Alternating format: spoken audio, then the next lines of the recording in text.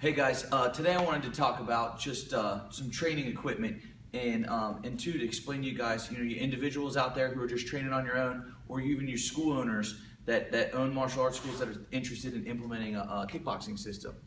And the Focus Kickboxing System is a good one to implement. So I just wanted to talk about how we kind of operate shop here and just talk about some equipment that's available.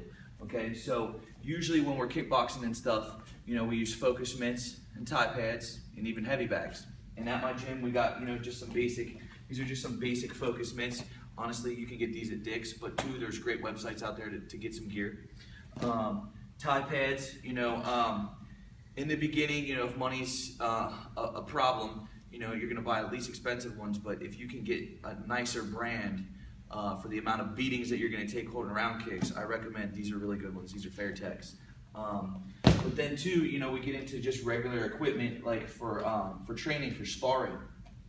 I do recommend in the beginning getting a nice headgear. Don't get the cheap one. And two, in the beginning, I like the chin one, because people you're getting hit for the first time in the face, learn how to deal with it. This is just a full face headgear, especially too if you're a school owner. This is a lot better. Makes people feel protected and safe. Kickboxing, we got different styles of shin gear. When I was a kid, I took karate and taekwondo and stuff, and we had this more like cloth stuff.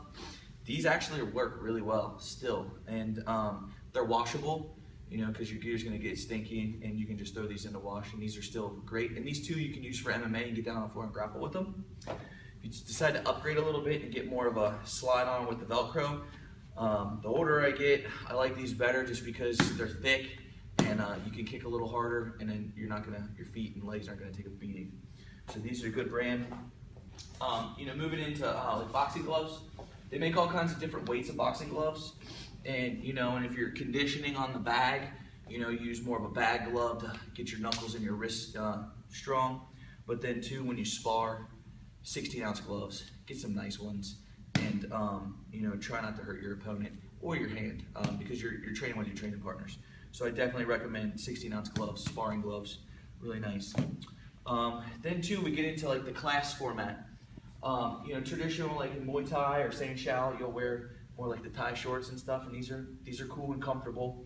And then too, also the MMA craze, people just wear MMA shorts and stuff. So whatever's comfortable, but two, for your school, if you're teaching a class, pick one or the other and go with that. Because too, you wanna teach your martial arts programs like any other program. It doesn't matter if it's Brazilian Jiu-Jitsu, Muay Thai, karate, or Taekwondo. You want everybody to have the same uniform. You want to look like a team. Okay, so in our programs, we use the Thai shorts.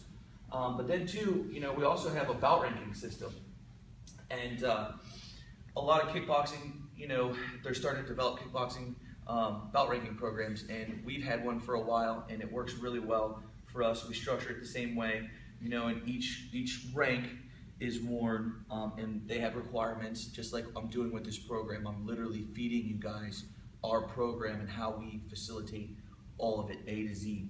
So it's a good progression. You need to know so much stuff. There's so much time. There's attendance, and then you got to be able to spar. You got to be able to do the moves in sparring. So also, this is a good lineup of equipment and gear. Also too, heavy bags.